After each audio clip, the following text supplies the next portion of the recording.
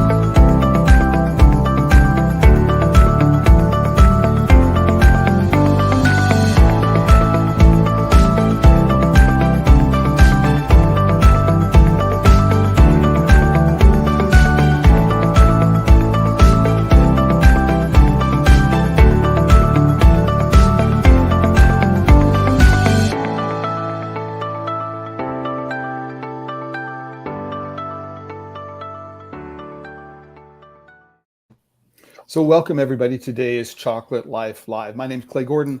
I'm the creator and the moderator of TheChocolateLife.com. And today joining me, I have 4 guests who are part of the chocolate short course program at Penn State University.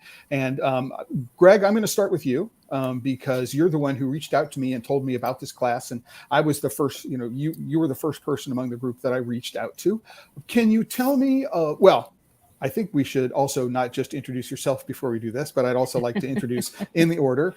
We have Sarah Bharath, who's on the faculty of this course, as well as Helene Hopfer, who is also on the faculty at Penn State with you, Greg. And I think that most of my audience will know Alan McClure from his work in Patric Chocolate now, Patric development. And I know, Alan, there's a great story there, and I want to hear that story over the course of the next hour. But Greg, if you can, please tell us a little bit about the history of cocoa and chocolate at Penn State and why this class. Sure, thanks, Clay. Well, Penn State's been conducting research on cocoa and chocolate since the 1920s. That was some of our first research. Continuously, somebody on the faculty has been involved in cacao and chocolate research since probably the early 1960s. In 1986, what was the American Cocoa Research Institute founded the Cocoa Molecular Biology program that Professor Mark Gilton and Ciela Maximova direct, and I think maybe some folks will be familiar with them. And then in the mid-90s, we actually started a chocolate short course, and that was a 9-day program. But if you remember, maybe around 96, there were only about maybe half a dozen primary bean processors in the US at that point. And so once we kind of went through their employee databases and everything, we kind of ran out of people to educate. And so that course only ran maybe 3 years. Trying to remember back. But 96 was an important day too, because that's when Scharfenberger started, right? So just as we kind of hit the low ebb in the number of chocolate manufacturers out there, they started to grow again with the craft chocolate movement. And now we're back up to a couple hundred. And so we thought maybe we'd revise the course and bring it back. It's a little shorter than the original course, but I think you're going to get a lot of information in 4 days. We have at Penn State probably 24 individuals that conduct research on cocoa and chocolate. And we've come together to form the Cacao and Chocolate Research Network, or CCRN. We have individuals from sociology, art history, anthropology, the whole way up through plant science, food science. So quite a variety of disciplines involved in cocoa and chocolate research at Penn State. And again, quite a deep history going back, well, now 100 years, 1920s. So if I can just jump in really quickly, because Alan, I think you're going to be the next speaker here. But Greg, when I think about the courses that are available in chocolate manufacturing around the world, some of them, if I think about big organizations, which might be in the EU, are really again focused on big companies, and they don't have the broad-based, I think. I'm going to throw liberal arts in there, because when you talk about art history and things like that, you're not really talking about manufacturing science. You're not talking about molecular biology, and you're not talking about the hard science aspect of what things are going on. So immediately to me, this strikes me as one of the things which makes what it is that you're trying to do here very different from almost everything else that I've seen on the planet. Is that a fair assessment? Yeah, I think so. And I think one of the things that we've been able to do, largely because of people like Sarah and Alan, is bring both our deep academic knowledge, join that, marry that with folks that have, very in-depth practical experience in making chocolate at all levels, and bring those together. And I think that's one of the things that you'll find here that you don't find it at any other course, really, I don't think.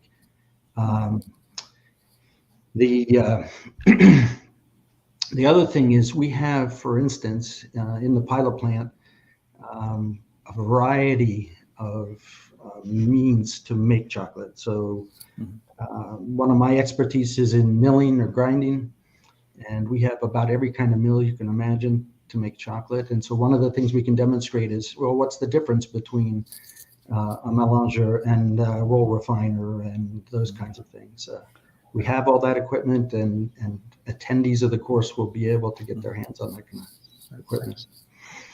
So before we jump over to Alan, who's going to introduce us, I think, a little bit more to what some of the goals of the course are, what I'd like to do is remind people who are watching live that there is the ability to ask questions. So you can go into the chat box or the comments box, whether on LinkedIn, Facebook, or YouTube, and ask a question, and I'll get it up on the screen, and we can ask our guests. But Alan, tell us a little bit about,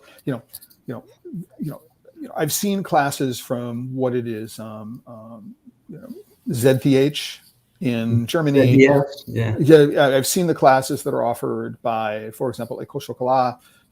I've given classes in chocolate making from the bean in Las Vegas for an Italian equipment manufacturer.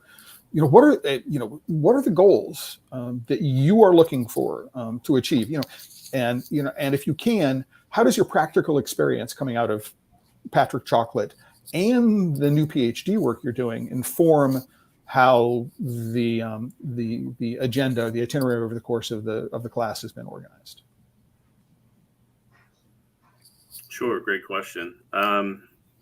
So I have to say I haven't personally taken any of the other courses you mentioned, though I'm familiar with them. So I can't really compare so much to how they're doing things, but I will say something that I think is true in answering your question, and that is that we have many extremely well-trained, academically and in industry instructors for this course. And when I say many, not just the four of us, but there are probably about 12 different people. And so they cover everything from, the business of chocolate, microbiology of chocolate, post-harvest processing, roasting, etc., packaging, the list goes on and on. And so one difference, I think, is the number of people who have all of this experience that students will have access to while they're there.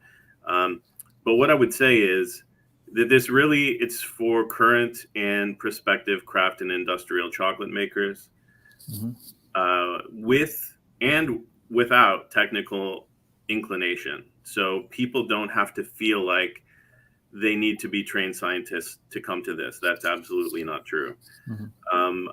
I would say, what are they going to learn? What are they going to get out of this? So during 4 days, it'll be what I would call vital, theoretical, and practical lessons covering all about post-harvest cacao processing at origin and why it matters, ingredient choices and how they impact formulation and how to assess them, how equipment choices impact chocolate characteristics and what options are available at the moment, because that's changed over time, how specific processing choices impact the sensory experience of chocolate. Also, as Greg mentioned, a great deal of hands-on experience with the full gamut of chocolate processing equipment, tasting sessions for all levels of cacao processing, not just the finished product. And then, of course, I think an opportunity for people to network with fellow professionals and instructors to build a foundation for the future support of their company, which I think is incredibly important and didn't really exist to any extent when I started Patric Chocolate. And if I can jump in there, Alan, I would say it still doesn't exist in any just really concrete, organized form. I've been an observer of the industry, not actually since 1994. I mean, before the opening of Scharfenberger Chocolate Maker. And, one of the things that I would say that as a group, I mean, this new specialty chocolate coterie really hasn't had a single place to go which focuses on understanding for want of a better term, the craft, the art, the craft, and the business and the science of chocolate making. And I think it is something that is desperately needed. If what we're going to do is we're going to move the industry forward. So, Helene, I did a little background research. I know that you and Alan are co-authors on at least one paper together. Can you tell me a little bit about, if the two of you can tell me a little bit about that paper and, how it's going to inform, what it is you're going to be doing over the course of the class? Sure. So I think this whole, so I've been at Penn State since 2016.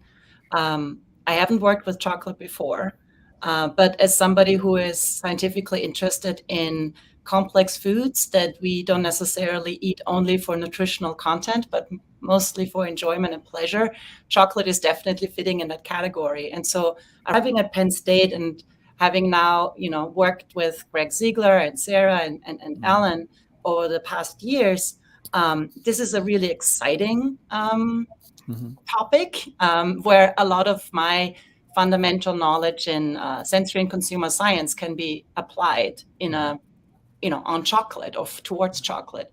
Okay. And so I don't know if you know how Alan ended up working with us at Penn State, one of those I don't know that story. I mean, I can tell you that I first met Alan in person. I want to say 2006 in New York City at a tasting event at the 92nd Street Y. Is that sort of your jog with your or align with your memory, Alan? I know that we've been in conversations, correspondence before then, but I think we actually met in person. Yeah, I think you're right. It was definitely New York about that time. Yeah. And you've been a follower of a career. I've been, for want of a better term, a fanboy of much of the chocolate that he makes, and definitely his iconoclastic approach to chocolate making. But I am not entirely certain, and it's not germane to today's conversation about why he felt the need to get out of the day-to-day of chocolate making and get back and get an advanced degree. But I have no idea how he connected with you, Helene. So please share. Sure.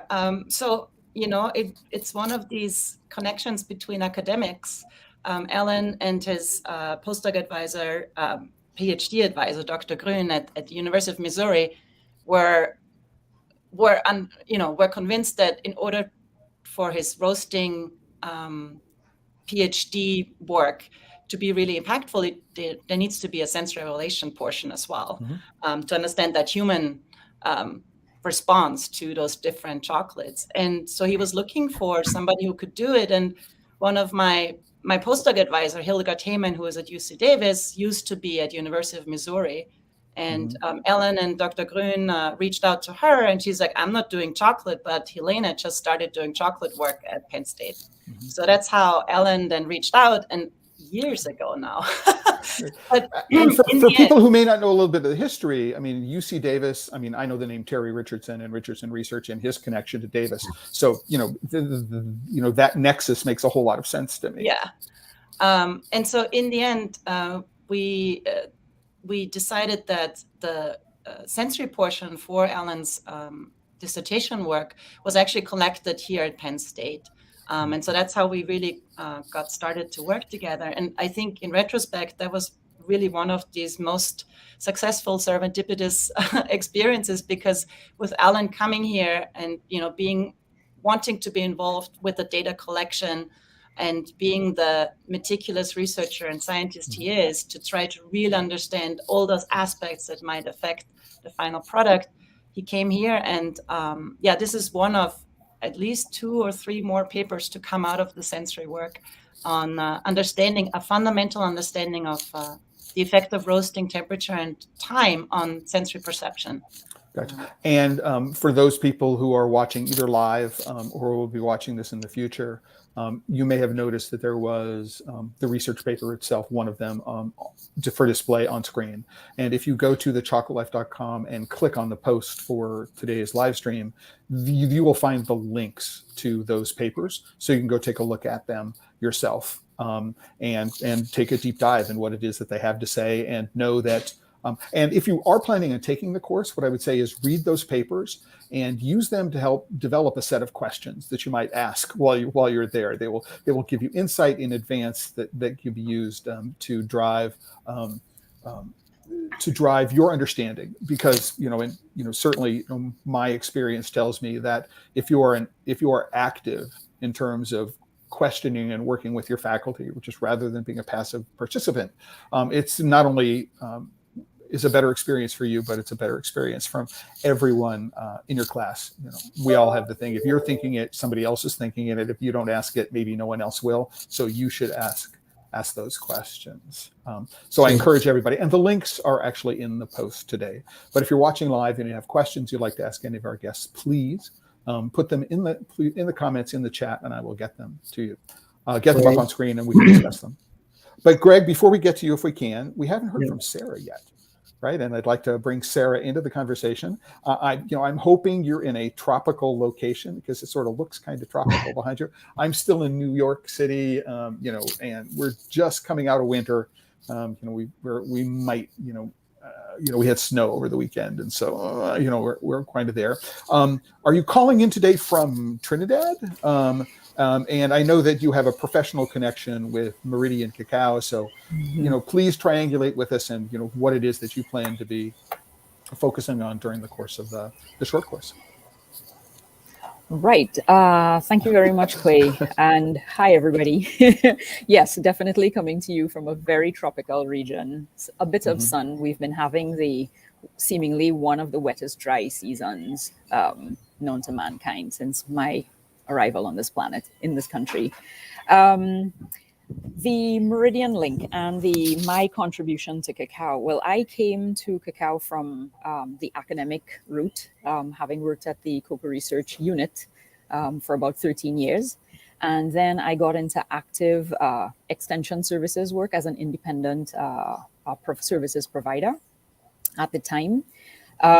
Fortuitously cross paths with Meridian Cacao, Gino Dalla Gasparino of Meridian Cacao, and Charlie Wheelock of Woodblock Chocolate when they came to Trinidad, hoping to purchase beans from Trinidad. And the short version is that in 2016, Meridian and I agreed on a collaboration that would allow us to basically do sourcing from origin a bit differently.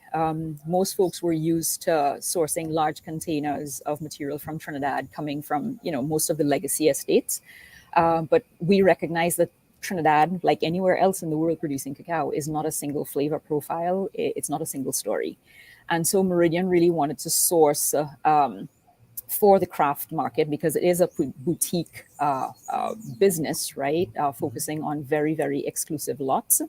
And so we started the Trinidad Microlot project, in which we work directly with very small farmers producing very small lots, some micro, some nano, to be able to have those go to any chocolate makers, hobbyist chocolate folks who are interested in dialing into the finer points of tiny spaces. You know, what's happening with all of this diversity? What does this taste like, even though it's coming from the same origin?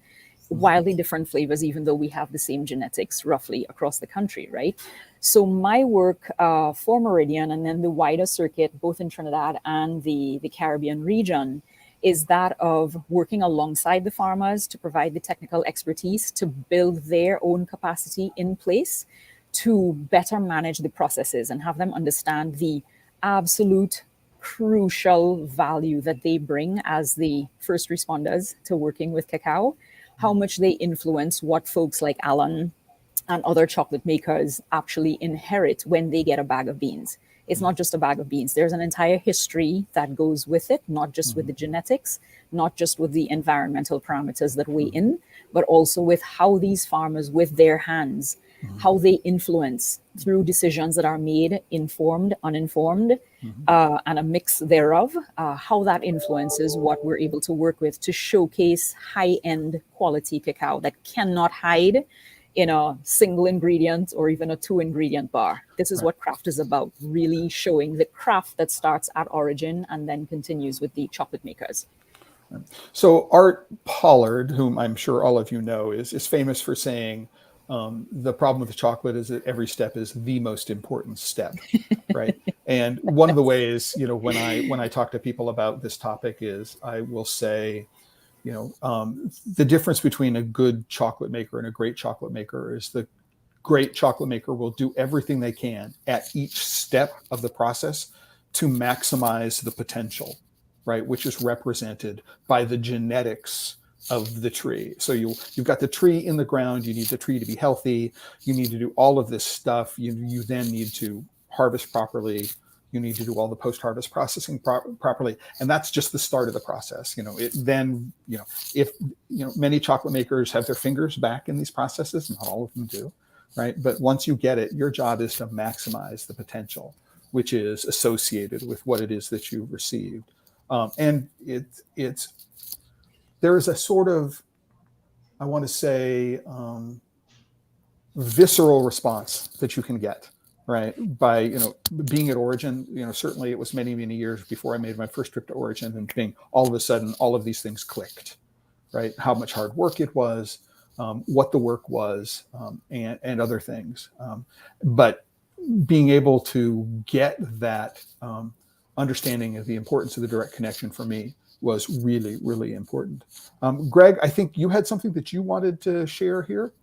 Yeah, I was saying, you know, what does it mean to do your best at each of these stages? And I think this is where sensory evaluation really ties everything together. And it's something that we're going to use, integrate throughout the course to continually assess changes in sensory properties of things, you know, as you go through the process. So what does it mean to optimize each of these parameters, or to influence each of these parameters? I'm an engineer, and my love in all of this is actually chocolate making. So the process of chocolate. But every time I would do some kind of research and I'd present something along the lines of engineering, somebody would say, you know, but how does it taste? And so the ultimate, you know, result of all this and all this effort is some kind of flavor that you want to obtain. And so we've woven the whole concept of sensory evaluation throughout the course. It's the ultimate quality parameter that we have to consider, right? Because really people eat this product because of its taste and flavor. So that's what I wanted to bring forward. So Alan, if I can, because I think of the group that's here, you're probably the only one who was making chocolate for a living, right? At one point. What I want to do is I want to ask you, What was the hardest part for you? You've got these beans, these things that are coming in, right? And you're trying to figure out how to transform them from their raw state into something which was consistently edible, right? What were the biggest challenges for you in that part of the process? I know what they were for me, right? But what were the hardest parts for you? And how long did it take before you thought you actually had a good handle on what it took? You need to unmute yourself, Ellen. Thank you. I was worried that my dog would bark or something, so I muted. We love things like dogs in the background. Right. If there's not a photobomb of some sort, right, during the course of things. I mean, I don't know if you've been following the James Webb Space Telescope, but apparently there was some Hubble or some other image, and the JWST photobombed, right, another telescope that was sitting in Lagrange. It's like photobombing we love. So anyway, I'm sorry. Go ahead. So I would say that what I found to be most challenging changed with time. So the more that I learned, I'm not going to say that things that I found to be challenging at the beginning ceased to be challenging. I think everything in chocolate making that is a challenge is that way because it's incredibly complex. And it's very difficult to ever get to the point with any part of the process where you say, oh, I get it all now. I know exactly what to do. Right. So, but at the beginning, I would say the sourcing of cacao, not only was it hard from the standpoint that, as Sarah mentioned, most of what was coming into the country was, very large containers filled with cacao that were earmarked for very large chocolate manufacturers. And a lot of the samples that I was able to get, so I had, my approach at the time was taste as much chocolate as I can that is considered by those in the know to be good. So I did that. I read as much as I could, scientific literature and beyond. And then I experimented with making lots of chocolate batches. And at the time I was doing these three things, all the time, I was trying to source cacao that would allow me to make chocolate that tasted at least I didn't want to throw it out, right? And the biggest problem at the time that I had was that every origin that came in, no matter what the cut test looked like, I would constantly ask myself, how could I ever make this thing taste anything like the good chocolates that I've been tasting? And it took me a really long time to figure out that a lot of the cacao samples I was getting were just not, they weren't great. They were either over fermented or had weird off flavors from storage, or they were just generally boring. I mean, the list goes on. And it wasn't until I found a couple of origins that were not those things that all of a sudden, I realized, oh, okay, I can move forward with this. And then I can really start thinking about everything else after. So yeah, to Sarah's point, I think cacao, if you don't have some great quality cacao to work with in the beginning, what's that expression? Silk purse from a sow's ear. Like you can't do it. So. Right. I mean, so one of the things that, I think is still a challenge to this day is that not every cocoa bean deserves to stand alone in a bar of chocolate. And so if I have a sort of religio-philosophical commitment to 2-ingredient single origin chocolate, I immediately erect some enormous hurdles in front of me. So Helene, if I can, and I don't know if this is your purview, but I'm interested in, because we're talking about sensorial analysis. I mean, one of the things that I really like about the way Cocoa of Excellence approaches things is they start from a sensory analysis of the bean, right? They will accept or reject. And what they do is they convert that bean into liquor, and then they convert the liquor into chocolate. And what they're looking at as the flavor progression. And they're not saying, well, this genetics are good and this genetics are bad. What they're saying is this bean has the potential to make good tasting chocolate. So if you can, I've expand upon that. I mean, because this is my sense. I mean, we need, I think it's important to be able to develop this progression of understanding in terms of flavor development. No, I completely agree. And I think the big approach, or the big take-home message that we also hope to bring back with this short course is that we're not going to tell you what's a good chocolate or what's a bad chocolate. We're going to show you how all of these decisions that you're going to make as a chocolate maker, how that will affect flavor.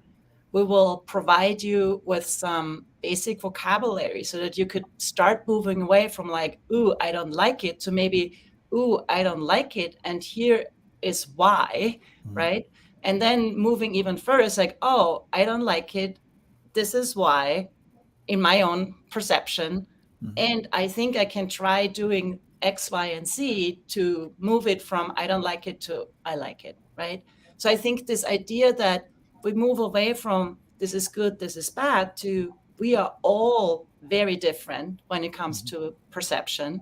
So if you, and I think Alan really showed that with his chocolates too, right? I'm sure there are some chocolates that he likes really well that he made that may not be really appreciated by some of his customers, right? But it's really not about putting something out that is, I mean, hopefully that sells, but also understand where are your preferences, right? Where are your weaknesses and your blind spots? Things that is super obvious to somebody else you might be not able to perceive. And this idea that there is a systematic approach to tasting and evaluating sensory properties as a chocolate maker. And that it's not just stuffing your face with chocolate and then move on. I mean, there's always time for that too. Okay. For sure. Wow. Right. But also trying to put this analytical mindset onto it and say, you know what, this is really good. How did I get here, right? I think Alan introduced me to the importance of record keeping as you're tweaking, right? So that you could hopefully try to figure it out and reproduce it. And then why I think is it so yummy? And maybe even come up with some words that are better than yummy or not yummy. And I know when Sarah was here, I don't know anything about cacao fermentation. I learned so much from Sarah about all of the important aspects of post-harvest processing. But what I hope, and I think what Sarah really picked up is like, okay, so how would I even try to do this? How would I even try to start communicating the importance of sensory evaluation with farmers? What could I do on site in the fermenter room, and what could I provide them to kind of train them and educate them to allow them to start paying attention to, oh, something smells different today. Is that good? Is that bad? Does it matter? Does it not matter? Right? And so those are the tools that we wove into the whole chocolate short course with like very, the effect of refining. Over-refined, under-refined, same chocolate in. What can you taste the difference? Does it matter, right? So these are, and again, this is moving away from this is good chocolate, this is bad chocolate. This is like, this is what it is. And even if you don't like it, at least it's interesting and it's an learning opportunity for you. I don't know if this answers your question. I think it's, we have an audience out there, and the audience is going to take away these answers in very different ways. So I'm asking the questions in a sort of open-ended kind of way, and I'm hoping that if there are people who are watching and you didn't answer the question the way they wanted to, what they'll respond and say, hey, could you clarify a little bit for me? But Greg, I'm going to jump in here, and then I want to grab Sarah again and ask her a question. Greg, I was at the Douwes Wiener headquarters in Zaandam a couple of years ago, and I was in a conference room, and they said, here are two chocolates, identical recipes to the extent that they can be identical. This one's made on a roll mill. This one's made in a ball mill. Can you tell which is which, and can you identify the differences in properties? And I got to tell you, I was stumped, just sort of on the blind test. And it actually required somebody to go through and, point out the differences. So as the chocolate was in my mouth and it was melting, I could change the different characteristics. And for me, I think this is one of the more exciting aspects of the thing. I mean, being able to take roughly the same bean, maybe roughly roasted the same way, and be able to see what is the difference if I put it in melanger, if I put it in a universal, if I put it in a roll mill, if I put it in a ball mill, is there a separate conching step, and what does that look like? What are the results? I mean, for me, that's sort of like, the best kind of playland I could ever hope to be a part of. And that's what we hope. That's what we hope to do. I will say, in that regard, you have, particle size distribution. Mm-hmm. The particle size distribution is going to influence the viscosity, and the viscosity really alters dramatically your perception of the flavor. Mm-hmm. And so, even the physical attributes of the chocolate are going to alter the perception of the flavor, regardless of, the underlying chemistry and everything. Mm-hmm. I did want to follow up a little bit on what Helene said.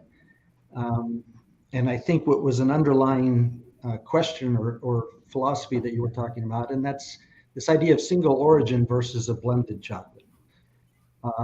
I imagine that there are maybe some of those cacao samples that Alan got that as themselves would not make a very good chocolate, but maybe bring an attribute into a blend that would be positive. And this is one thing, just philosophically, we'd like to maybe talk about during the course too. What's your goal? How do I take a single origin, process that to make the most out of that particular bean, versus looking at a formulation where I might, take, in our case, when I started here at Penn State, we had kind of this classic formula we used. It was 80% Ghana and 20% Ariba. It was kind of our standard mix. Much better than either one of those by themselves. Mm-hmm. So there's the whole philosophy behind, single origins versus blends. I suppose it's the same thing as you find in, whiskeys and scotches and things like that. And wine. And wine. Right. I am fascinated about this notion of blending, and it's a conversation that I've had, on Clubhouse and on these live streams before. But it is possible to make a single origin chocolate. I mean, number one is what do we mean by origin? So if we think about, for example, a big French chocolate maker, they have one in which the origin is the Caribbean. Right, so that's my origin. I could do a single origin where the entire origin is the country of Venezuela, or it could be I'm going to be in Miranda State, right, in the Barlovento region on this particular state.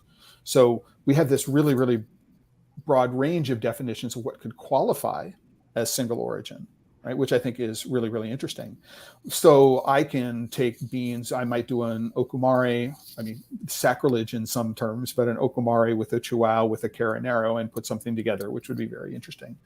But, and this is where, philosophically, I have a challenge, is that with most small chocolate makers, and Alan, I don't think I'm speaking about you when I say these things, is that no blending of any kind. So, I work with some really, really fabulous chocolate makers out of Rotterdam, one of which is called Heinde and Vera. And one of the things they do is they do roast blending. So they'll take the same bean, they'll roast it 3 or 4 different ways, and then they can call it a single origin, but each roast, which I've discovered is nonlinear. You start off and do flavor development and it disappears and something else comes in, and time and temperature. It's a very, very complex set of relationships, irrespective of how you apply the heat. Are we doing it in an oven? Are we doing it in a roast? I mean, all of these things become, variables which we try to control. But this notion of blending, if I want to be consistent, I could take 4 35 kilogram conches, right? Or melangers, they're not conches, but I can pick 4 35 kilogram melangers, and I can mix them together, and now I have one batch of 140 kilograms. And if there are minute differences between them, I can blend them out. I mean, this is just sort of philosophically where it is that I'm coming from. Alan, was this sort of notion of blending something that you struggled with when you were at Patric? And is struggle the right word even? Yeah, I'm going to say no, not to say that it's not difficult to try to understand how to put together delicious tasting blended chocolates, but I saw it as an opportunity. So I think what everyone has been talking about today is this idea that sometimes, and I agree with this, even though appreciation of flavor is subjective, you could say maybe on average that certain origins, even if they're not over fermented, even if they're handled well, there's been no sort of, water damage or mold or anything like that. They're just not, they don't sometimes work as well for a single origin product. Maybe they're not as interesting, or maybe there's some flavor that when you're doing a single origin product seems off. But again, once that's used in a blend, the story changes. And so, for example, I did start with single origin bars, but pretty soon, because I found a lot of the cacao that I had the ability to buy, it didn't, in my mind, make the best single origin bars. I thought, well, here's one that has pineapple flavor, and here's one that has grapefruit, but maybe, one is too acidic, and the other one just simply has a very prominent pineapple flavor and isn't incredibly complex. Well, if I can blend those together with some other cacao to make an end product that is incredibly complex and interesting and delicious, why wouldn't I do that? And so I think it took me several years after starting Patric to come to that conclusion. But after that point, not all of the things I made were blends, but most of them, because I realized there was a sort of freedom there to create interesting and delicious products that otherwise I was finding it impossible to make using only single bean approaches. Gotcha. So what I want to do is I've got two comments from somebody who's watching on YouTube. This is Emil from Austria, who's saying Ariba is not always Ariba flavor wise. I learned the hard way. Absolutely. It's a challenge. And, we all chuckled and, we nodded our heads. Yes. So we understand it is a problem. And then he goes on to say that this notion of blending is trying the same origin and comparing flavors. So I think he's talking about, if you're looking at, Ecuador, to think that there's one flavor of Ecuador, right? Or if you're in Peru and you're looking at cacao gran blanco in the north and a chuncho, genetically, they're not necessarily related. But when we think of Peru, it's not just one origin. And Sarah, I wanted to get back to you and talk about this. I was on the island in 2019 for World Cocoa Day, and I don't know if you were there during that time. You're on mute. Sorry, it depends on the month in 2019, because I arrived at Penn State in November of 2019. So it would have been late September, early October. Okay. But I've worked with Darren Suka on a number of projects, including with Zoe Papalexandrasu. Yes. And the work we did in Mexico. So I'm familiar with I'm familiar with the whole importance of microbiology and what microbiology means to fermentation. It's not just time and temperature. Time and temperature are modified by the genetics of the microorganisms which are in the pile. And those microorganisms, although they might consist of roughly the same same species of yeast and bacteria, they will be present in different ratios in different parts of the world and contribute to what it is that goes on. So, if I'm a starting chocolate maker, if I can, right? And I think that one of the romantic aspects of becoming a chocolate maker is I'm going to go down to origin, right? And I'm going to help farmers produce better cocoa. Can you please tell me what's wrong? Or not me, but can you please tell everybody what's wrong about that notion? Well, I wouldn't say wrong per se, but I know it has created a lot of controversy. It has created a lot of strife in some circuits more than others. Because one of the things that I have recognized with the work that I do, and then just observing, in other locations, when we have chocolate makers who do not understand the fundamentals, the principles of the primary processing. And they come with well-intentioned, but not suitable or adapted to the location-specific challenges at that origin. It can lead to a lot of stress, confusion, frustration, and the list can go on and on. We've had situations, not necessarily only here in Trinidad, but we have had situations in the cocoa producing world where well-intentioned chocolate makers, having seen certain things in other countries, they've done their world tour, and they have selected buffet style, what they like. This one is doing this, and because this is an award-winning maker, and their producers are doing this, we need to do this in X location.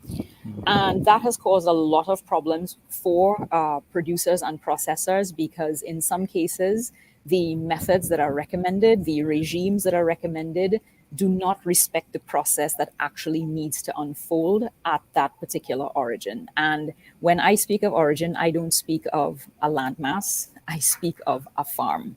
Okay, because we can have massive variation from farm to farm right next door to each other, much less geographic, differences in a country, east, west, north, and south.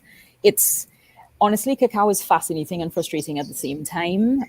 I refer to her as a diva, because every time you think you've understood a particular layer, she says, okay, hold on, we're going to show you, right? And that's what my work has shown. That's what I've learned from, other peers in the space, mentors in the space. You do not get complacent with cacao. You do not get complacent with the ecosystem in which cacao is embedded. You do not get complacent with the microbial terroir that is in play when it comes to especially wild fermentation. Starter cultures are a whole other story, right? Related. I was going to ask that question.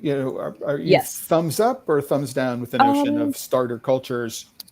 So- I have my own questions about whether they are scalable economically, right? Right. And I look at wine. The difference between wild fermented wine. There's very little of it compared with all wine is cultured at this point, culture fermented. Right. So, honestly, it's such a hot topic, and I resist at all turns the desire or any need to get into the fray, because I think as humans, we have this innate need to have things be very black and white, 0 or 1. And as I had cause to say in a conversation yesterday, life doesn't work that way. It really doesn't, So there are those who will be for the starter cultures, the commercial starter cultures. Mm-hmm. The work that I do, I'm looking to showcase diversity, which means I'm not going to go down a particular starter culture route. Mm-hmm. If I have to deal with starter cultures, which is what the basis of my work at Penn State sought to begin, and let me emphasize, to investigate, is what is this actually doing, but using a culture that comes from that space itself. So we're not modifying any organisms in any way. We're using what is coming off of that particular mass. And I'm not the first to do this. There are many who have come before, and there are many folks experimenting out of sheer need, because we're having problems with the microorganisms. As Helena has heard me say, I think there's a microorganism meltdown taking place right now. As I've had to say to farmers and other interested parties, we, as macro organisms, if we're experiencing climate change the way we are, can you imagine tiny organisms that have very little protection? Mm-hmm. The slightest change in temperature, barometric pressure, pH, etc., food availability, type of food.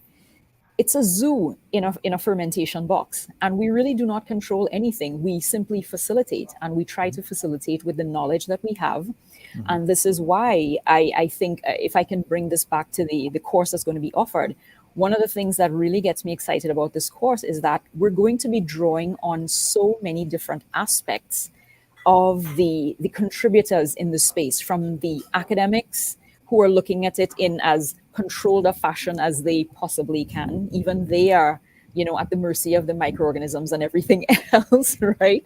So we can say we're controlling, but, the rest of us on the ground who know the zoo and the carnival that's happening in that box, we know that that's not so. We need to look at what are we actually helping to steer, because we're simply stewards in this entire process, unless we decide to go the route of a specific yeast, a specific lactic acid bacteria, a specific acetic acid bacteria, and that's opening itself to a lot of challenges that will not favor the farmers.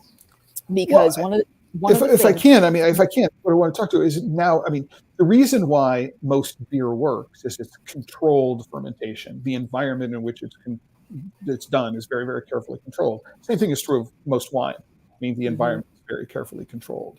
If we're going to throw in starter cultures, right, whether we're talking about yeast or, you know, what other kind of bacteria we're going to use, and we're still going to do it outdoors where we have no control. You know, we're not going to try to do it, you know, in stainless steel vats, which can be sterilized. I mean, and the thought of taking 2 tons of cocoa mass and trying to, you know, turn them, the inertia. I mean, it's like I've been down that road before, and it's just not. It's just not doable. I mean, and certainly, you know, I'm going to close out this part of it. I can, Sarah, is like, you know, my introduction to the importance of pH and understanding and measuring pH during the fermentation process was just eye-opening for me. You know, the things that I did is I helped organize classes for Ingeman in Nicaragua with Zoe, bringing people down and just going through all the research that she had done in these areas. And just something as simple as understanding starting pH, the fact that different varieties might have a native pH. There's a difference between the pH of the bean and the pH of the pulp, right? And what happens, this is like, oh my gosh, I was like, the geek in me is going, yeah. I don't understand it fully, but, you know, at least I have another thing that I can pull in, which helps me. Which brings me around, Greg, we're looking at the website right now. So we're 50 minutes through, right? The hour has just, you know, just blown through. Here's the website for people who are watching either live or who are going to be watching in the future. The link to the website is on the post for today's live stream. And but you know, Greg, please walk me through what's going on. Here's the homepage. Sure. I was confused about this at the very beginning, but you click on this arrow right next to course details, right? And there's all the sub things you really want to know about are here. Right? So if you go to agenda, let's say. Okay. And then you'll see an arrow by each day, and if you click on those, you'll see a more detail of what we're covering. And we're continually refining the agenda, and I think we'll have a even more detailed agenda up here. So you can, you know, get a good idea of what you're going to do each day. Each day we'll have a practical session in the afternoon. And so, you know, people stay awake. We'll keep you awake. We'll have breaks. We'll have plenty of time where you'll dangle chocolate in front of them and say if you're good. Like, yeah. We'll have plenty of time to talk with the instructors. So we're not going to, you know, just talk at people the whole time. We'll have plenty of time for interaction. So people should come with questions they have. And we'll do our best to answer them. So, you can get most of the information there. And then I think on the top of any of the pages, you'll see the register button.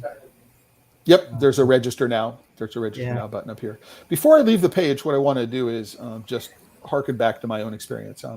The Cacao Molecular Biology program, the Greenhouse Tour, I was on campus in, 2017 for the Frontiers in Cacao Science. Yeah. 2016. Was it 2016? So I've known Mark and Ciela for some time, since 2010 or thereabouts, if I recall correctly. But, giving a chance to see the molecular biology lab and walk through the greenhouse was certainly a highlight for me. I'm hoping I don't see it here in the itinerary, and the agenda, but I hope you're making sure that everybody gets a chance to go to the creamery and eat ice cream. Oh yeah. Okay. The course is in the creamery building, so great. Easiest way to find it if you get on campus and you want to find just ask for the creamery. It's in the creamery building. Yeah. Yeah, no, it's a big program there, and I may be laughing to it, but everybody's like, okay, can we take a break and run over and get some ice cream? Can we take a break? And you can have Keeney Beanie chocolate. So Phil Keeney was one of our earlier chocolate researchers, and he has a chocolate ice cream named after him. So. Great. Now, I also, this link is not yet up on the Chocolate Life, but you sent it to me during the course of our discussion. So can you tell me a little bit more about what the research network is all about? And how does some people I mean, do I have to take a class in order to be able to become a member of the network or take advantage of the resources? No, Mark and Ciela have been organizing this. So the best route to become a member would be to contact Mark or Ciela. They have many more contacts in countries of origin and that type of thing. So a lot of the members are focused on the agronomic or molecular biology of cacao, the genetics, that type of thing. And there are regular talks from all different people from all kinds of aspects of chocolate and cacao research. And for those, you can also, they're also listed on a website. You can actually join those as well. You don't have to be a member of that research network. We try to do it monthly. And again, a mixture of external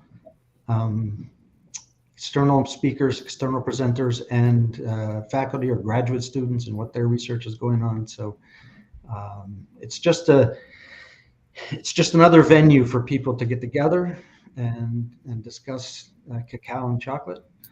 And like I said, we have people from all over campus involved in the group. Last year, we taught a course. I think that course had almost as many instructors as it did students in it. And it was fantastic because we just had people from all over campus presenting in that course. So.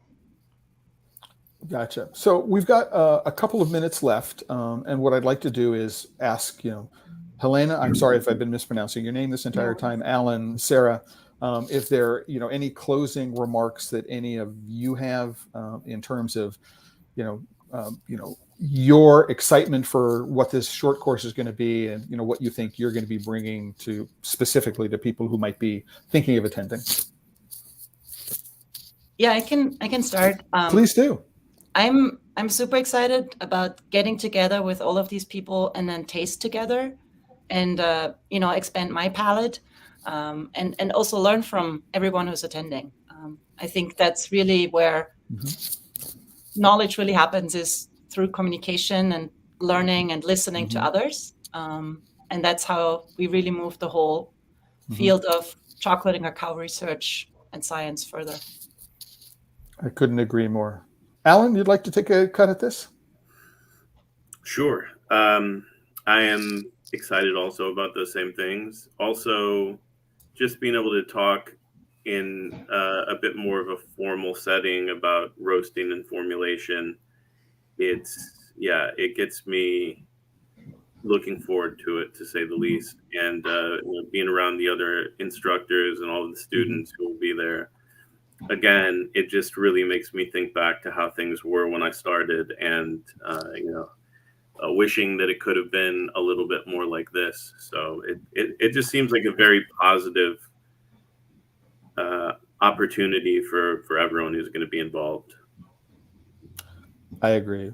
Sarah, how about you?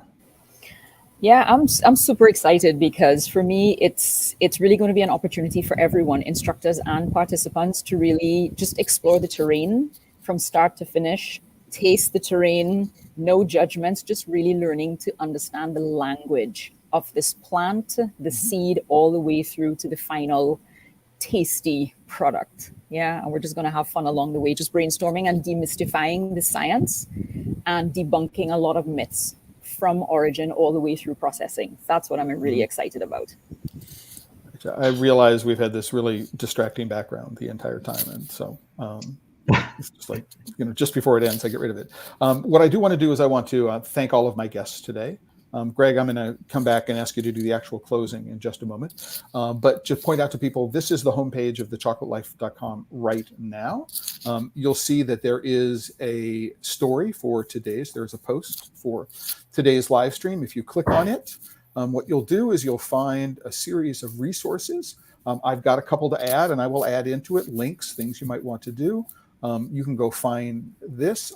I maintain a calendar for all of my live streams. Let's go back up here and click on the calendar. So here's the calendar that's currently live. We've got scheduled live streams of the course of the next month or so, and then also an archive of all past live streams. If you don't necessarily want to look at the individual posts to find out things, you can go straight to the YouTube playlist, and here's the fact you can see that we're live on this existing course. But here is all of the live streams that are part of the Chocolate Life Live series.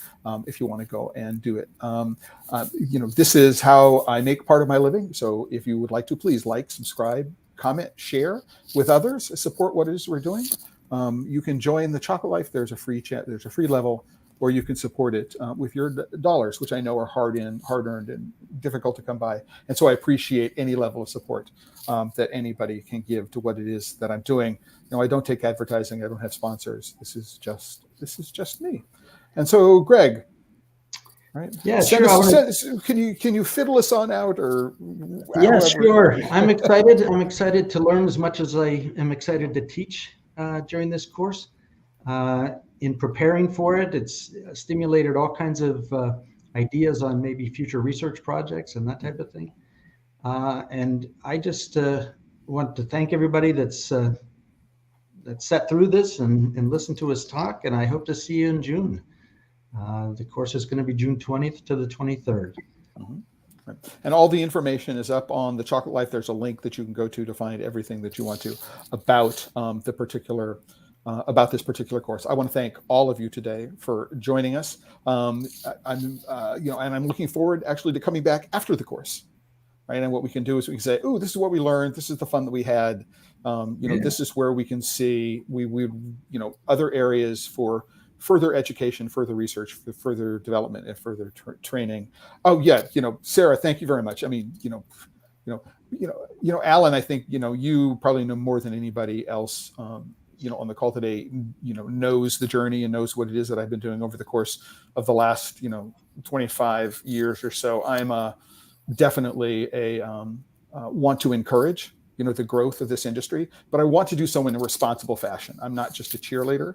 I realize we're talking about at some level, we're talking about people's lives here. It all comes down to, we're talking about farmers' lives, right? And, we need to have sustainable businesses so that what we can do is we can, follow through on the commitments that we've made to the people from whom we are purchasing with the raw ingredients for making our chocolate. And so for me, this is serious, but as I will remind people going out, if you're working with chocolate and you're not having fun, you're doing it wrong. And so until the next Chocolate Life Live, everybody have a great weekend and enjoy chocolate. Take care.